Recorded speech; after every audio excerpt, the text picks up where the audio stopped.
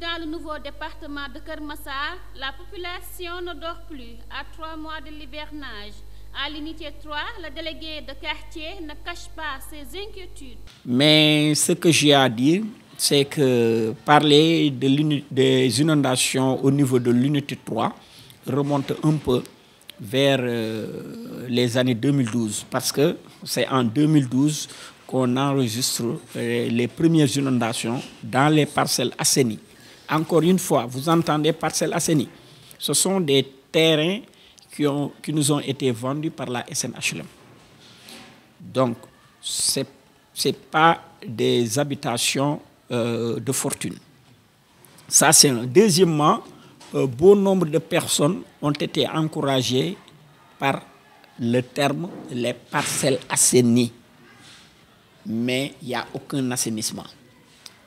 Donc, les parcelles comptent à peu près 25 unités. Mais aucune des 25 n'est assainie. L'assainissement est inexistant dans ces parcelles. Donc, par récurrence, moi je trouve que c'est tout à fait normal que ces parcelles s'inondent. C'est normal. Pour deux facteurs.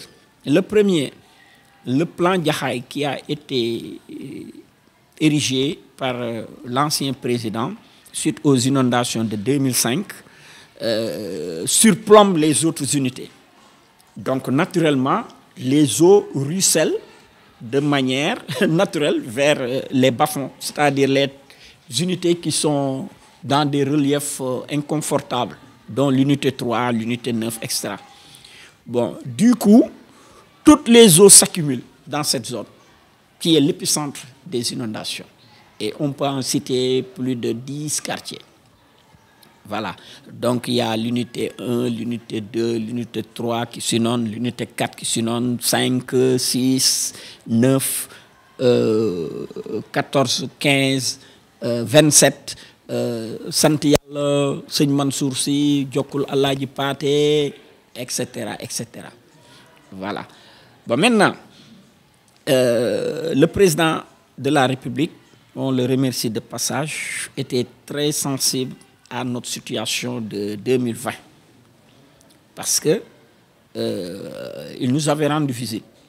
Et j'étais honoré d'avoir fait le plaidoyer pour qu'on puisse régler de manière définitive ce problème des inondations. Cette mère mintriste se souvient encore des périodes douloureuses qu'elle a vécues dans les eaux durant les années précédentes. ndox bi moom parce que dafa salte ndaxte ndox bi ndox foos yeeg yëpp dañ fi dajaloo xale yi wóorul ak loolu ñax yeeg gis nga garab yi lu ne daal mën na fee génne mais dañoo amul benn pexe nag amuñu benn pexe ndaxte et puis yooyu dañuy bëri janax yi dañ fiy nekk dañuy dugg sax ci biir kër yi loolu lépp ndox meek ñax mi jege mi moom moo ko waral. mel ni nawet bale jàll bu daaw ji bi mu ñëwee fekk na ndox bi yéegoon na dayo boo nga xam ne si benn xale mënul dox noonu pour génnal boppam xale yi mag ñi dañoo obligé ñii ñu boot leen avant gaal yi di ñëw ndax ñun avant gaal yi di ñëw sax fekk ñu fi mag ñi nga xam ne mënuñu woon génn rek ñoom la gaal yi doon génnee. Monsieur Diallo, père de famille, minimise les maigres subventions de l'État.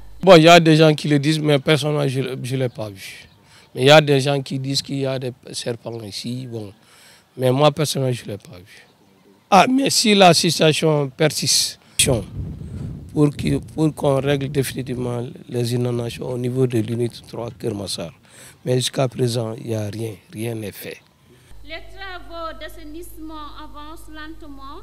Le délégué de quartier revient à la charge et interpelle l'État. La solution est entre nos mains, parce qu'il n'y a pas 1000 solutions. La solution, c'est le nom des parcelles assainies, c'est l'assainissement. Sans assainissement, c'est normal que les eaux, c'est naturel, les eaux vont s'accumuler. Voilà.